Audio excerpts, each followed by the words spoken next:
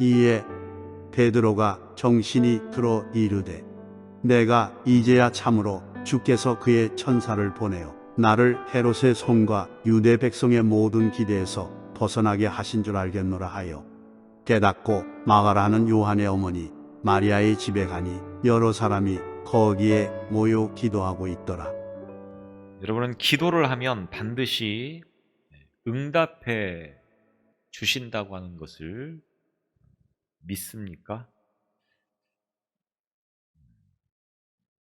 어쩌면 기도를 하면서도 이 문제는 아마도 하나님이 들어주시지 않을 것이다 라는 그런 마음을 가지고 기도를 할 때도 혹시 있을지 모르겠습니다. 물론 기도가 반드시 내가 구하는 대로 응답되어지지 않기 때문에 모든 기도는 다 하나님께서 응답해 주신다 라고 그렇게 말씀을 드릴 수가 있겠습니다. 그것은 내 의도와 내 뜻대로가 아닌 하나님의 뜻대로 응답해 주신다라고 하는 것을 우리가 인정하는 그런 믿음이 필요하겠습니다. 분명한 것은 하나님은 반드시 우리의 모든 기도를 들어주신다고 하는 것입니다. 물론 때로는 내 입장에서 내 어떤 의도와 내 뜻대로 되어지지 않을 수도 있지만, 그러나 그것이 오히려 더 은혜이기 때문에 하나님께서는 내 기도하는 정반대로 응답을 통하여서 우리로 하여금 의도치 않게 다른 길을 가야 하는 그런 상황들도 적지 않게 일어나는 것이 우리의 현실입니다. 그래서 우리가 기도할 때는 반드시 응답해 주심을 믿는 그런 믿음을 가지고 구해야 된다. 어떤 사람이 100억짜리 복권에 당첨이 됐습니다. 이 사실을 어머니에게 알려야 될 터인데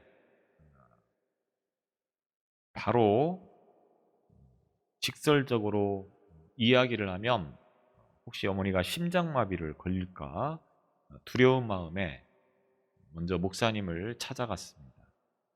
목사님께서 어머니를 좀 진정시켜서 100억 복권에 당첨된 것을 좀 잘 말씀해 달라 그렇게 부탁을 합니다. 목사님은 걱정하지 말라고 하면서 그 어머니를 찾아갔습니다.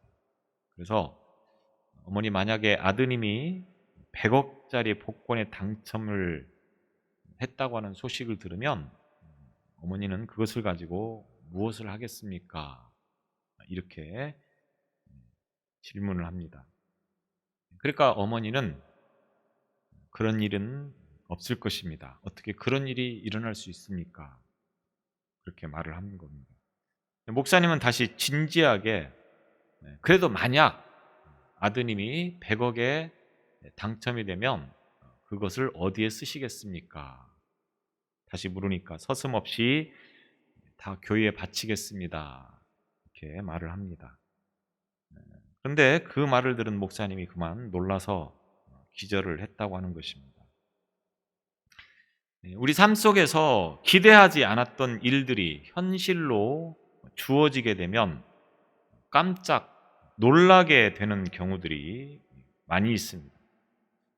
혹시 그 문제를 가지고 기도를 했는데 설마 그렇게 될까라고 하는 기대 반 의심 반으로 기도를 한 것들이 정말로 기대한 것처럼 응답이 되어서 이루어지면 과연 그런 경험을 혹시 해보신 적이 있으신지 모르겠습니다. 그러다가 그런 일이 정말로 기도한 대로 이루어져서 기절을 한 적은 없으십니까?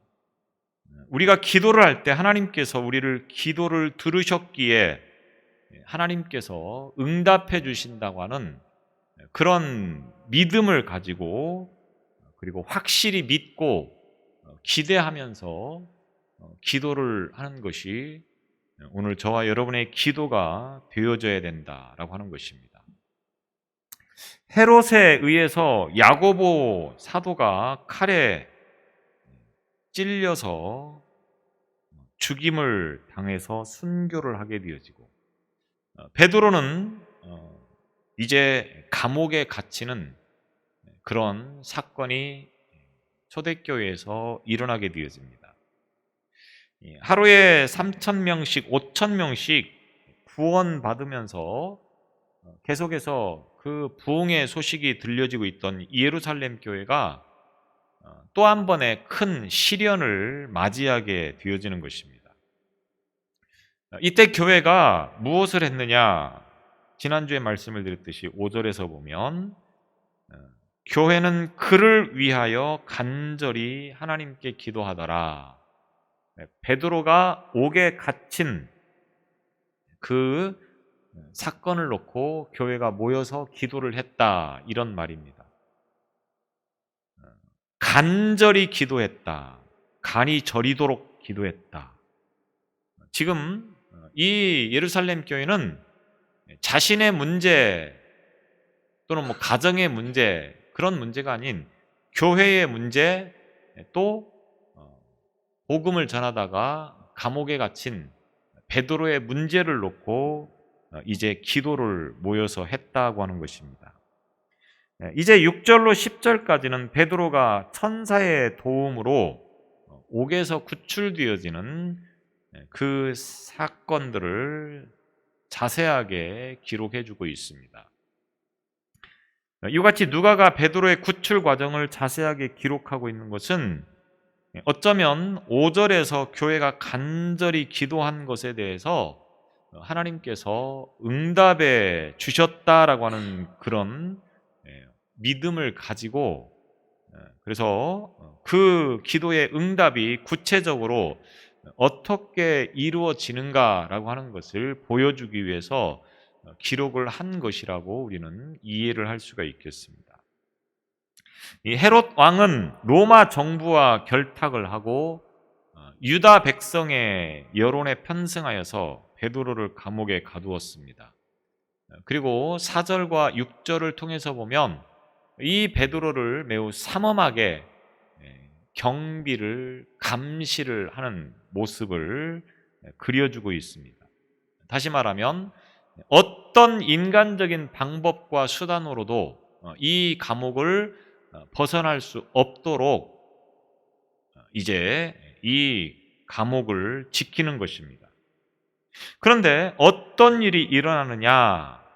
오늘 본문을 통해서 인간이 하는 일은 아무리 철저하고 완벽하다고 할지라도 하나님께서 하시는 일 앞에서는 무용지물이다, 아무 쓸데없다라고 하는 것을 보여주는 것을 우리는 다시 한번 확인을 해보게 되어집니다. 예수께서도 죽으신 후에 무덤에 장사되어지고 로마의 군인들에 의해서 이 무덤이 철저하게 지켜졌지만 결국 하나님이 하시는 일 앞에서는 아무리 많은 군사들이 무덤을 지키고 있다고 할지라도 그 주님의 부활은 막을 수가 없었다고 하는 것을 볼 수 있었지 않습니까? 그런데 오늘 본문의 말씀에서도 역시 베드로가 감옥에 갇혀 있고, 그리고 로마가 헤롯 대왕이 이 감옥을 지키도록 매우 이중 삼중으로 감시 장치를 베풀었던 것을 보게 되어집니다. 그래서 4절에 보면 군인 넷씩인 네 패에게 맡겨 철저하게 이 감옥을 지키도록 그렇게 하고 있습니다. 또 6절에 보면 베드로가 두 군인 틈에서 두 쇠사슬에 매여 누워 자는데 파수꾼들이 문 밖에서 옥을 지키고, 이 감옥을 얼마나 엄중하게, 지금 이 베드로가 어떤 죄를 지었습니까? 그가 흉악한 죄를 지은 것도 아니고 그렇다고 정치적인 그런 죄를 지은 것도 아닌데 단지 복음을 전하다가 이제 잡힌 것뿐인데 그 베드로를 향하여서 이와 같이 철저하게, 엄중하게, 삼엄하게 감시를 하고 있다고 하는 것입니다. 그러나 사람이 하는 일이었고 하나님의 능력 앞에서는 그 일이 얼마나 부질없는 짓인지, 쓸모없는 짓인가를 우리가 말씀을 통해서 보게 되어집니다. 그리고 이런 놀라운 사건이 새롭게 전개되어지는 시점이 언제인가를 오늘 본문에서 먼저 언급하면서 말씀을 시작하고 있습니다.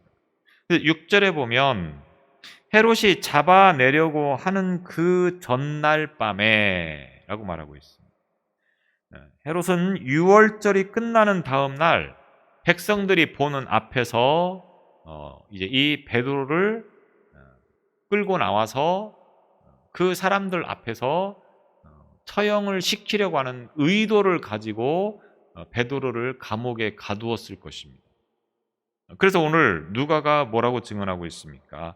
잡아내려고 하는 그 전날 밤에, 그러니까 하룻밤 지나고 나면 이제 베드로가 많은 사람들이 모여있는 그곳에 끌려 나와서 죽게 되어질 그 위기에 처하게 되었다라고 하는 것입니다.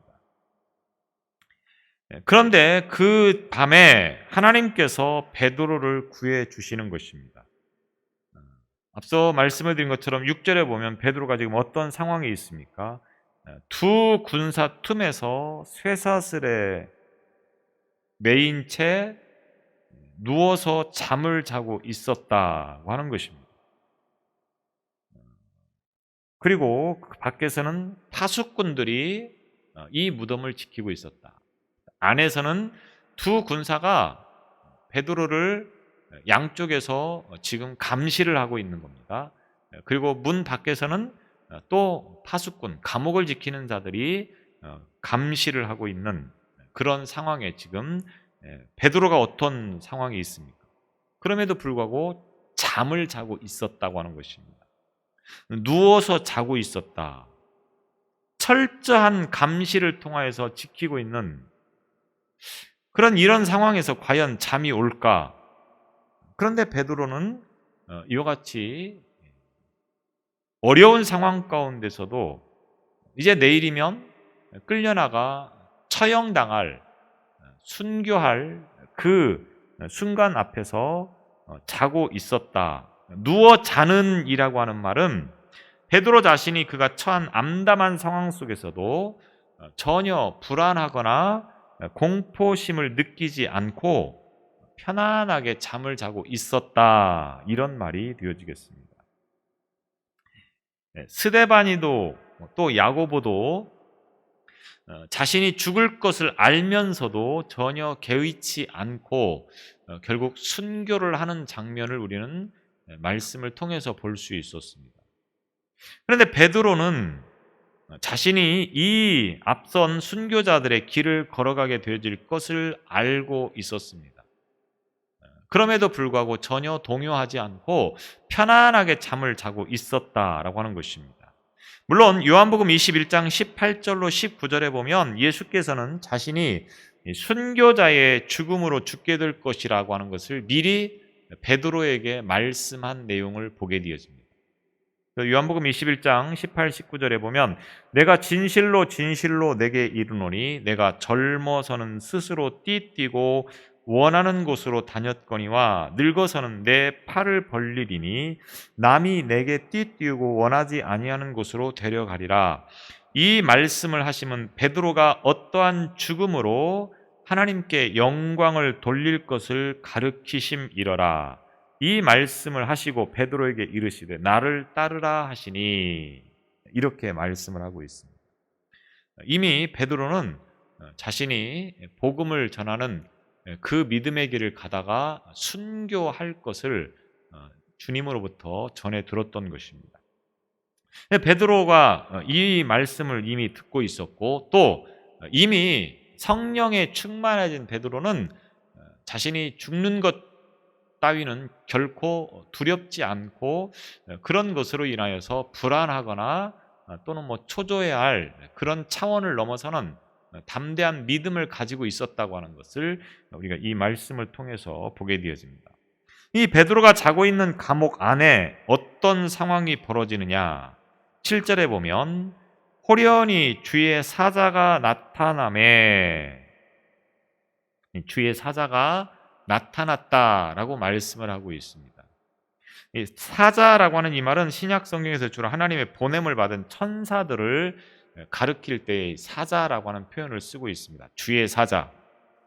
이 주의 사자가 나타난 것은 5절에서 교회들이 베드로를 위해서 하나님께 간절히 기도한 것에 대한 하나님의 응답이었다라고 볼 수도 있겠습니다.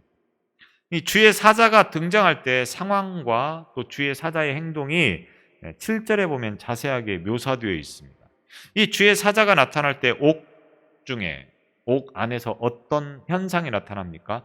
광채가 빛나며 그렇게 말하고 있습니다.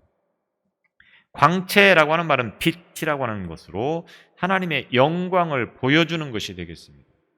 이 빛나는 광채는 물리적인 빛일 뿐만 아니라 베드로의 암울한 상황이 역전될 것을 암시하고 있는 그런 의미가 내포되어져 있는 표현을 이렇게 한 것이라고 볼 수가 있겠습니다. 옥중에 광채가 빛이 났다. 그리고 이 천사가 감옥 안에 있는 베드로를 탈출시키기 위해서 어떡합니까? 잠자고 있는 베드로의 옆구리를 쳐서 깨워 급히 일어나라 이렇게 말을 하고 있다고 이야기하고 있습니다. 옆구리를 쳤다고 하는 것은 신체 일부를 세게 때린다고 하는 의미로 천사가 강한 행동을 취함을 통하여서 당시 베드로가 감옥 안에서 쇠사슬에 묶여 있는 채로 얼마나 깊이 잠들어 있는가를 보여주는 그런 말씀이라고 볼 수가 있겠습니다.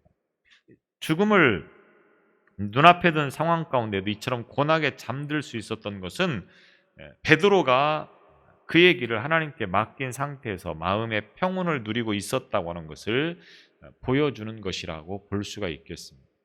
믿음으로 준비되어졌다고 하면 상황이나 환경에 구애받지 않고 평안함을 누릴 수 있다고 하는 것입니다. 우리 기도하는 믿음의 사람이면서도 우리는 그 상황이나 순간순간의 일들로 인하여서 굉장히 조급해하거나 또는 불안해하거나 초조해한다고 하는 것은 왜 그렇습니까? 아직도 믿음이 뭔가 온전하지 못하다. 그렇게까지 표현을 하지 않는다 할지라도 설령 적어도 기도하는 사람이면 하나님께서 모든 것을 책임져 주실 줄로 믿는 믿음을 가지고 있다고 하면 어떤 상황에서도 불안해하거나 초조할 필요가 없다라고 하는 겁니다. 왜? 하나님은 이 문제를 반드시 해결해 주실 줄로 믿는 그 믿음을 가지고 있기 때문에 그런 것입니다. 베드로가 한번 상상을 해본다고 하면 감옥의 그 상황들이 얼마나 열악했겠습니까? 지금도 뭐 인권 운운하면서 감옥을 굉장히 많이 개선을 해서 사람이 살만한 곳이라고 이제 뭐 이야기를 하고 있지만 그래도 감옥은 감옥입니다. 그런데 이 베드로가 지금 갇혀 있었던 이 시대의 감옥은 지금과는 감히 비교할 수 없는 그런 매우 열악한 상황이었을 텐데도 불구하고 두 손에 이제 쇠사슬이 묶여 있는 채로 군사가 양쪽 옆에 지키고 있는데 고나게 잠을 자고 있다. 그만큼 마음이 평안한 상태에 있었다라고 그렇게 볼 수가 있겠습니다. 그래서 이렇게 평안하게 자고 있는 베드로의 옆구리를 친 다음에 빨리 일어나서 이제 겉옷을 입으라고 하는 것입니다. 띠를 띠고 신을 신으라 이렇게 이야기를 하고 있는 것입니다. 띠를 띠고 신을 신으라. 비록 자신이 양손에 채워져 있던 쇠사슬이 벗겨지기는 했지만 아직도 베드로는 잠에서 덜 깬 듯한 모습으로 지금 행동이 아마도 굼떠 있었던 것으로 우리가 어느 정도 상상을 해볼 수가 있겠습니다. 그런 베드로를 재촉하면서 일어나서 이제 빨리 신고 그리고 겉옷을 입고 나를 따라오라 이렇게 지금 이야기를 하고 있는 것을 보게 되어집니다. 이와 같이 감옥 안에서 천사가 베드로에 매여 있는 쇠사슬을 벗겨 나갈 준비를 하고 있는데 베드로의 옆에 있던 군사들은 감옥을 지키고 있던 파수꾼들은 어느 누구도 이 천사의 소리를 듣지 못하고 있고 보지 못하고 있다고 하는 것입니다. 물론 천사의 출현으로 감옥 안이 광채가 빛났다라고 표현을 하고 있지만 감옥을 지키는 자들이나 이 베드로의 옆에서 지키고 있는 군사들이 이것을 보지 못하고 있었다라고 하는 것입니다. 이와 같이 베드로의 탈출은 모든 것이 하나님의 지배하에 이루어졌기 때문에 어떤 방해도 받지 않고 일이 순조롭게 진행되어져 가고 있음을 보게 되어집니다. 천사의 명령에 순종함으로 베드로는 이제 천사를 따라서 감옥 밖으로 나가게 되어집니다. 어떤 제지도 없이 이 모든 엄중하게 삼엄하게 경비하고 있는 이 감옥을 빠져나와서 이제 천사를 따라서 감옥 밖으로 나오게 되어지고, 그런 중에도 베드로는 자신에게 벌어지고 있는 이 모든 것들이 지금 현실인지 꿈인지를 제대로 명확하게 알지 못하고 있는 것입니다. 그리고 9절에 보니까 베드로가 나와서 따라갈새 천사가 하는 것이 생시인 줄 알지 못하고 환상을 보는가 아니라, 지금 베드로는 따라가면서도 이것이 사실인지 꿈인지 생시인지 제대로 분간하고 있지 못하다, 이렇게 표현을 하고 있는 것을 보게 되었습니다. 그러면서 10절에 첫째와 둘째 파수를 지나 시내로 통한 쇠문을 이르니 문이 저절로 열리는지라 나와서 한 거리를 지나매 천사가 곧 떠나니라. 천사의 도움을 받아서 이제 군사와 파수꾼이 지키고 있는 그곳을 통과해서 쇠문을 어려움 없이 열고, 그리고 나와서 한 길에 이르렀을 때, 아마도 예루살렘 성으로 통하는 그런 곳에 이르렀을 때에 비로소 이 모든 상황을 베드로가 이제 정신이 들어서 알게 되었다. 11절에 보면 이렇게 이야기를 하고 있습니다. 천사가 안전한 곳까지 함께 동행을 해서 베드로가 이제 감옥을 떠날 수 있었고, 그리고 천사는 그 순간 그곳을 떠나게 되어지고, 베드로가 그때서야 정신이 들어서 이것이 꿈이 아니었구나라고 하는 것을 알게 되었다라고 하는 것입니다. 그리고 10절에 보면 이 모든 문들이 저절로 열렸다라고 그렇게 표현하고 있습니다. 저절로라고 하는 말은 자신의 충동으로 행동하는, 또는 뭐 다른 사람의 부추김이나 간섭을 받지 않고 행동하는 그런 뜻을 가지고 있습니다. 그래서 누가 하지 않았는데 그 문이 저절로 혼자서 열렸다, 이런 표현을 쓰고 있는 것을 보게 되어집니다. 이 모든 상황들이 결국 천사의 도움을 통하여서 이루어졌고, 이제는 천사의 도움이 없어도 될 그런 상황에서 천사가 떠나게 되었고, 베드로가 그때서 이제 정신이 들어서 지금 이 모든 상황들을 바르게 알게 되었다라고 하는 것입니다. 그래서 천사가 사라져버린 뒤에 베드로가 주위를 살펴본 후에 비로소 자신에게로 돌아올 수 있었다고 하는 것입니다. 그리고 그는 자신이 감옥이 아니라 예루살렘의 어느 한 거리에 서 있는 그런 것을 깨닫고, 자신에게 일어난 그 모든 일들이 환상이 아니었다고 하는 것을 비로소 알게 되었다라고 하는 것입니다. 베드로가 감옥에서 나온 것은 그의 의지와 상관이 없이 철저하게 하나님께서 주도해서 이루어진 일이 되겠습니다. 하나님께서 고난 가운데 그를 건져주셨다, 이런 말이 되겠습니다. 하나님께서 이 베드로를 구하해 주신 이 사건을 우리가 접하면서 의문이 든다고 하는 거죠. 하나는 왜 야고보 사도는 순교하도록 놓아두었고 베드로는 죽음의 위기에서 그를 구해 주셨는가라고 하는 것입니다. 물론 예루살렘 교회가 베드로의 문제만을 기도한 것은 아니었을 것입니다. 분명히 야고보도 이제 기도를 했을 것입니다. 이런 위기를 알고 있었기 때문에 알면서 분명히 기도를 했을 터인데, 하나님은 야고보는 순교하게 했고 베드로는 순교 직전에 그 감옥에서 탈출을 할 수 있도록 도우셨다라고 하는 것입니다. 왜 야고보는 막아주지 않으셨을까?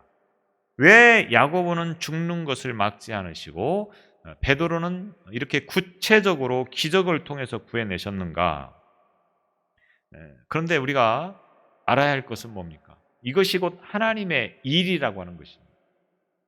우리는 항상 기도할 때 그 기도가 누구의 중심의 기도가 되어집니까? 우리 자신들의 중심이 되어서 기도를 합니다. 하나님께 기도할 때 하나님, 내가 이런 상황들을 만났습니다. 이런 상황들을 피하게 해주세요. 지켜주세요. 이런 식으로 기도를 한다고 하는 겁니다. 서두에 말씀을 드린 것처럼, 그런데 기도가 반드시 내가 구한 대로, 내가 뜻하는 대로, 내가 의도하는 대로 이루어지지 않는 경우들이 참 많습니다. 왜 그렇습니까? 하나님의 뜻과 내 뜻이 다르기 때문이라고 하는 것입니다.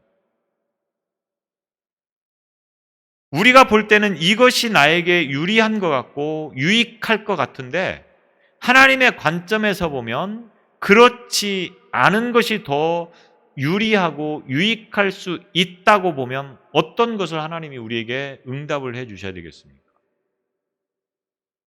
내 뜻대로가 아닌, 내 의도대로가 아닌 하나님의 뜻대로 응답을 해 주시는 것이 더 은혜가 되어진다고 하는 것을 우리는 기억해야 된다고 하는 것입니다. 예루살렘 교회가 과연 모여서 어떻게 기도를 했느냐라고 하는 것을 성경은 기록하고 있지 않습니다. 무엇을 기도했겠느냐? 만약 우리 같으면 뭐라고 기도했겠습니까? 베드로가 석방되게 해주세요라고 기도를 했을 것으로 봅니다. 그런데 정확하게 우리가 하나님 앞에서 기도해야 될 때 잊지 말아야 되는 것은 뭡니까? 우리의 기준과 우리의 관점을 가지고 기도를 해서는 안 된다고 하는 것입니다. 베드로가 옥에 갇혔습니다. 복음을 전하다가 옥에 갇혔습니다. 옥중에서도 평안한 마음을 갖게 하시고, 하나님의 뜻이라고 하면 그 하나님의 뜻대로 베드로가 순종할 수 있는, 그리고 그 모든 것들을 평안하게 받아들일 수 있는 마음을 달라고 기도를 하는 것이 옳았을 것이라고 하는 것입니다. 여러분, 베드로가 사는 게 은혜입니까? 천국 가는 게 은혜입니까? 쉽지 않죠. 지금 이 베드로가 살아있는 이 시대는 어떤 상황입니까? 예수 믿는 것이, 드러내놓고 예수를 믿는다고 하면 이렇게 감옥에 갇히고 순교를 당할 그런 상황에 있었던 시대였었습니다. 이런 상황에서 베드로가 살아있다고 하면 오히려 그것이 더 고통일 수밖에 없는 순간이라고 하는 것입니다. 그러니까 어찌 보면 야고보가 그 자리에서 순교를 당한 것이 훨씬 더 은혜가 될 수도 있었다라고 하는 겁니다. 그만큼 어려운 시기였기 때문에. 그래서 우리가 볼 때는 베드로가 감옥에서 풀려난 것이 참 은혜이다 이렇게 말을 하지만, 정말 은혜는 물론 그것도 은혜로 볼 수 있기는 하겠지만, 그러나 하나님의 뜻은 무엇입니까? 하나님은 아직 베드로는 할 일이 더 있었던 것 같고, 야고보는 또 나름대로 빨리 천국 가는 것도 은혜라고 생각을 해서 하나님은 그렇게 하셨을 거라고 우리는 이 모든 상황들을 믿음의 시선으로 볼 수 있어야 된다고 하는 것입니다. 우리의 믿음은 어떤 상황이어도 하나님의 뜻으로 알고 그것을 은혜로 알고 감사할 수 있어야 된다고 하는 것입니다. 때에 따라서는 내 생각대로, 내 의도대로 응답이 되어지지 않지만 그것이 곧 하나님께서 보실 때는 더 큰 은혜의 응답이 될 수도 있다고 하는 것을 우리는 잊지 말아야 되는 것입니다. 천국이 우리가 꼭 가야 하는 곳이라. 그래서 천국을 가고 싶다라고 말을 합니다. 언제? 살 것 다 살고, 즐길 것 다 즐기고, 놀 것 다 놀고, 마음껏 이 세상을 누리고, 그리고 이제 힘없고 아무것도 할 수 없을 때 천국을 가는 것이다. 많은 사람들이 이렇게 생각합니다. 그러니까 좀 젊어서 천국 가면 뭐라고 말합니까? 하나님을 약간 원망하는 그런 태도를 가지고 보는 경향이 참 많다라고 하는 것입니다. 물론 이 땅에서 오래 사는 것도 장수의 복입니다. 하나님께서 주신 복입니다. 그러나 또 하나님께서 일찍 데려가실 때는 그것 또한 하나님의 뜻이고 그것도 하나님의 은혜라고 하는 것을 우리가 잊지 말아야 되는 것입니다. 그래서 야고보가 순교를 하고 베드로가 감옥에서 석방되었다, 풀려나왔다. 누가 더 은혜입니까? 똑같이 은혜라고 하는 것입니다. 똑같이 하나님께서 뜻하신 바가 있어서 야고보는 야고보대로 베드로는 베드로대로 그렇게 하나님께서 응답을 해 주셨다고 하는 것을 우리가 믿고 따라야 된다라고 하는 것입니다. 그래서 베드로가 깨어나서 이제 천사를 보내 구해 주신 것을 알아차리게 되어지고 그리고 찾아간 곳이 어디입니까? 12절에 보면 마가라 하는 요한의 어머니 마리아의 집에 가니 여러 사람이 거기에 모여서 기도하고 있더라. 이 사람들은 아직 베드로가 어떻게 됐는가를 모르니까 계속해서 모여서 기도를 하고 있었다라고 하는 것입니다. 앞서 말씀을 드린 것처럼 우리가 기도할 때는 그 기도가 어떤 기도여야 되느냐? 내 욕심을, 내 욕망을 채우기 위한 그런 기도가 되어서는 안 된다고 하는 것입니다. 우리가 하나님께 기도한다고 하는 것은 뭡니까? 내가 계획하고 구상한 것들이 이루어질 수 있도록 하나님께서 응답해 달라고 하는 거, 물론 그런 기도도 필요하겠습니다. 그런 기도를 했다고 해서 그것이 잘못되었다, 문제가 있다, 그렇게까지 말씀을 드리지 않겠습니다. 그러나 좀 더 믿음의 기도는 뭡니까? 모든 상황을 통해서 어떠한 응답이 나에게 주어지든 거기에 대해서 내가 믿음으로 받아들일 수 있도록 해달라고 하는 것이 우리의 기도여야 된다라고 하는 것입니다. 기도는 반드시 응답의 역사가 일어나게 되어 있습니다. 그것이 내 뜻대로 될 수도 있고 내 뜻과는 다르게 응답이 될 수도 있지만 분명한 것은 하나님의 뜻대로 기도는 반드시 응답해 주신다고 하는 것입니다. 중요한 것은 우리가 기도하면서 그 하나님의 뜻에 우리가 순종할 수 있고 그 하나님의 뜻에 믿음으로 반응할 수 있도록 우리에게 믿음을 달라고 하는 것, 이것이 오늘 저와 여러분의 기도여야 된다고 하는 것을 우리는 이 말씀을 통해서 깨달을 수 있기를 바랍니다. 그래서 우리는 기도할 때 내 뜻을 관철시키기 위한 기도를 하는 것이 아니고 하나님의 뜻에 내가 순종하며 따를 수 있도록 해달라고 하는 것이 우리의 기도여야 된다라고 하는 것입니다. 여러분들 이런 기도를 통하여서 반드시 하나님은 하나님의 선한 뜻대로 우리의 삶을 이끄실 줄로 믿고 그리고 기도하는 삶이 될 수 있기를 바랍니다. 기도하시겠습니다.